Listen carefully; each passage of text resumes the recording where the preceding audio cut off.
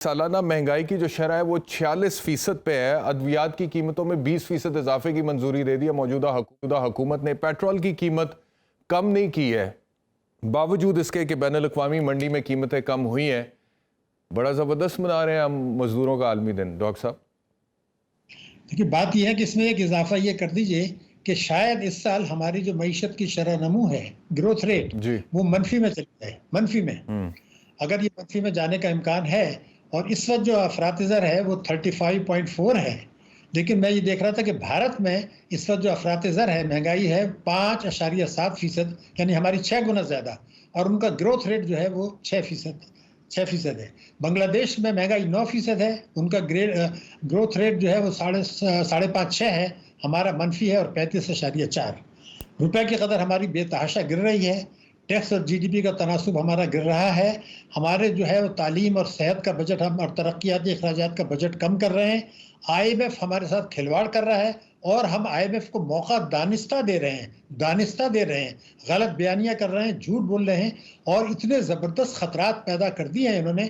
IMF हमारा मजाक उड़ा रहा है। अमेरिका ने हमें कह दिया कि जी आप हमसे कहते हैं कि सिफारिश करो आईएमएफ से, और आप इस्लाहात करने के लिए तैयार नहीं है। यानी पता ये चला कि अभी तक ये जो कौम से कह रहे थे जी वो दोस्त ममालिक से गारंटी मांग रहे हैं, वो गलत बयानी है।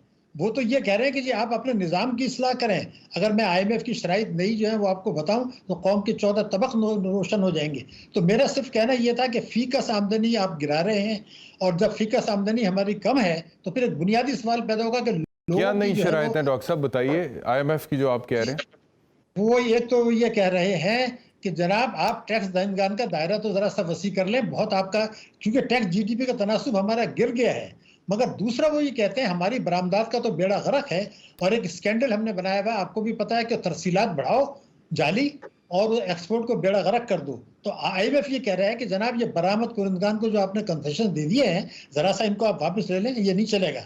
मगर तीसरा नाकाबिल फहम है, वो कहते हैं कि कम आमदनी वाले लोगों को आपने जो बिजली के और पेट्रोल और गैस के नरखों में कमी कर दी है, उसको आप कीमत पर वापस ले आए हैं।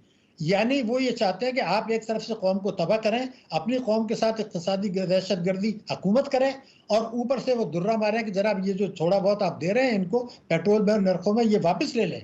तो मैं ये सोच रहा था कि आखिर हम चाहते क्या हैं। हमारी हुकूमत, हमारी सूबाई हुकूमतें, हमारे सियासतदान, हमारे इदारे जहाँ आईनी झगड़े चल रहे हैं, दूसरे झगड़े चल रहे हैं, वो ये नहीं देख रहे कि ये एक अजदहा पाकिस्तान की तरफ बढ़ रहा है। 2024 तक आपको 27 अरब डॉलर के कर्जे वापस करने हैं, आपको 1 अरब डॉलर कोई देने के लिए तैयार नहीं है।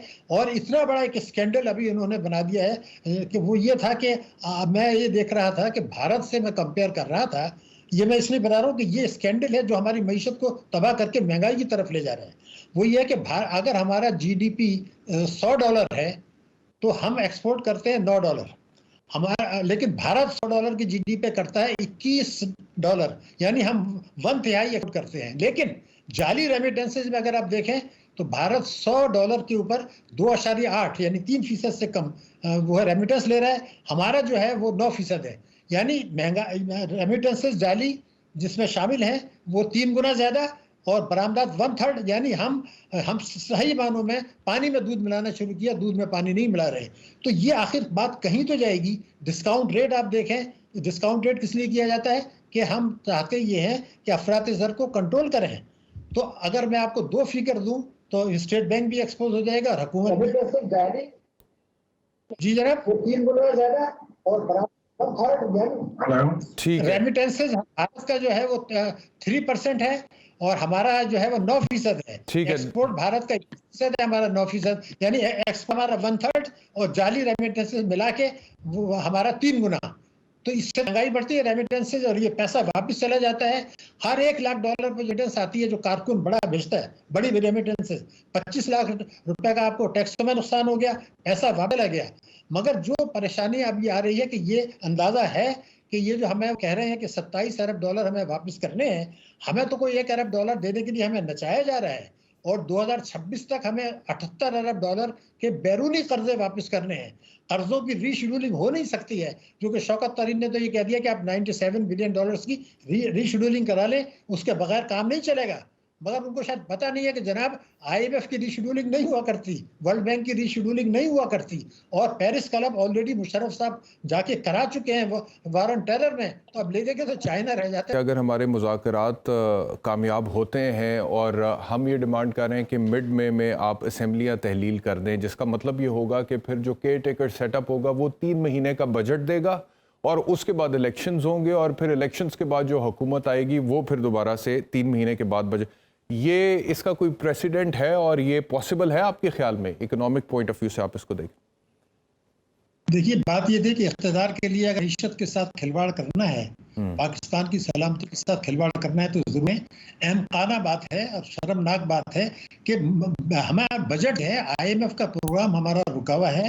आईएमएफ ये अभी कह रहा है कि ये 21 अरब का मसला चल रहा है, जब तक ये तय नहीं होगा बजट खसारे का, मैं आपको कुछ देने वाला नहीं। जब तक मुझे ये पता नहीं चल जाएगा कि अगली हुकूमत ये हुकूमत रहेगी या जाने वाली है, वो आपका प्रोग्राम करने वाले नहीं है। तो अगर सारे फैसले अपने इख्तिदार के लिए, मुल्क की मईशत, मुल्क की सालमियत, तो फिर इसका कोई इलाज नहीं है। मैंने आपको बिल्कुल वाज़ेह तौर पे बताया 21 मसला और इस हुकूमत का मुस्तकबिल भी आईएमएफ की नज़र में है, तो ये तो बिल्कुल ही अहम बात है। नहीं, माजी में कोई हमें मिसाल मिलती है, ऐसी कोई नज़ीर मिलती है कि कोई केयर टेकर सेटअप ने बजट दिया हो 3-1 माह का पाकिस्तान? ये केयर टेकर ये तो किया है कि जो हमारे वर्ल्ड बैंक में नुमाइंदे बैठे थे, उनसे कहा कि आप पाकिस्तान को रिप्रेजेंट करके आईएमएफ वायदा कर लो, ये तो हुआ है। ये भी हुआ कि बगैर आइडेंटिटी कार्ड के प्राइम मिनिस्टर बना दिया। ये बात जो है ना, ये निराली बात है, मेरे सिर के ऊपर से निकल गई, मगर मैं इस पर तसल्ली नहीं करता कि ये इख्तियार के लिए इस हद तक ना चले जाएं कि मुल्क की मईशत को दाव दें। ये डूएबल ही नहीं है आपके? तबाही का नुस्खा है, बिल्कुल पाकिस्तान की तबाही का नुस्खा है, पाकिस्तान की सलामती के लिए खतरा नुस्खा है। अब ये बात करनी भी नहीं चाहिए, मेरे ख्याल से इसको तो बिल्कुल एब्सर्ड मैं कहूँगा। ठीक हो गया। मैं आपको एक दो बातें बताना चाह रहा था, जी फरमाइए, थोड़ा सा टाइम। फरमाइए। बात थी कि इस वक्त हम जिस सूरत हाल में चले आ रहे हैं, तो 41 लाख आदमियों की फहरिस्त हुकूमत के पास है, जिनके पास चोरी के असासे मुल्क के अंदर हैं, और ऐसा कानून एमनेस्टी बना दिया गया था कि अदालतों में जाए बगैर आप उनको रिकवर कर सकते हैं। अगर 1 करोड़ रुपया आप एक आदमी ने कौमी बचत में लगाया है और उसमें चोरी के पैसे का लगाया है, तो क्या मुश्किल है कि आप एक खत लिख दें नेशनल सेविंग को कि भाई जब तक ये अपना मामला क्लियर नहीं करता, इसका प्रॉफिट भी रोक दे और एनपेमेंट भी नहीं करें। तो इससे वो जो एमनेस्टी में जिन लोगों ने फायदा उठाया था उनकी लिस्ट की बात कर रहे हैं आप? इनके अलावा उसमें ये था कि वो एमनेस्टी में ये था कि जो लोग इससे फायदा नहीं उठाएंगे वो भी इस कानून की जद में आ जाएंगे, और फिर हम उनको उनके असासे जब्त करके उनको जेल भेज देंगे। ये कानून था। तो जेल किसी को नहीं भेजा, रिकवरी करें। डॉक्टर साहब क्यों नहीं होता ये? पहले भी आप कई दफा मेरे शो में कह चुके हैं कि 41 लाख लोगों की लिस्ट है जिनके पास चोरी का माल है, तो ये लिस्ट कौन सी हुकूमत के पास है? क्यों नहीं इसके ऊपर एक्शन होता? देखिए, ये मसला चल रहा है मुशर्रफ के ज़माने से, और ये कहा जा रहा है कि जो ये हुकूमत करेगी उसको ये गिरा दिया जाएगा, और मेरे ख्याल से ये सही है। ये माफियाज हैं, यहाँ पर माफियाज हैं, आपको cement mafia, sugar mafia, oil mafia, importers mafia, उल्माज माफिया, व्हीट माफिया। तो ये जो माफियाज हैं ना, ये इख्तियार में लाते हैं बैरूनी माफिया की मदद से। अब ये नाराज हो जाएं, तो इसीलिए मैं आपको एक बात अगर बताऊं तो हैरानगी की बात है कि पाकिस्तान दुनिया का वाहिद मुल्क है जहां लूटी हुई दौलत को कौमी खजाने में 1 पैसा जमा कराए बगैर वाहिद पाकिस्तान के अंदर कराया जा सकता है। किसी हुकूमत की हिम्मत नहीं है कि ये कानून बदल दे कि भाई रिश्वत का, चोरी का पैसा है, रिश्वत का पैसा है, ये आप कानून कैसे वाहिद करा सकते हैं? ये जब ये सूरत हाल आ रहे, तो फिर मेरा कहना यह था कि आपके ऊपर जो हमारे बैरूनी अदायगियों का खतरा है, इस पर पाकिस्तान के गिर्द घेरा तंग किया जा रहा है, और पाकिस्तान को एक सिचुएशन में लिया जा रहा है कि या तो ये 2024-25 में डिफॉल्ट करें, या अमेरिका से ये कहें कि जो हमारे कौमी मफादात के खिलाफ हमसे कराना चाहते हैं, कश्मीर को पीछे रखना चाहते हैं, भारत को ज़मीनी रास्ते से ट्रेड देना चाहते हैं, या आगे चल के जौहरी प्रोग्राम और मिसाइल प्रोग्राम को तिया पांचा करना चाहते हैं, इसके लिए हम तैयार हैं, लेकिन हमें डिफॉल्ट से बदलें। अगर ये हम नहीं, ये उसके लिए तैयार हैं, जरदारी साहब कह चुके हैं, इमरान खान साहब कह चुके हैं, हमारे वजीर दिफा कह चुके हैं कि हम तो डिफॉल्ट कर चुके हैं, हम तो डिफॉल्टेड मुल्क में ले रहे हैं।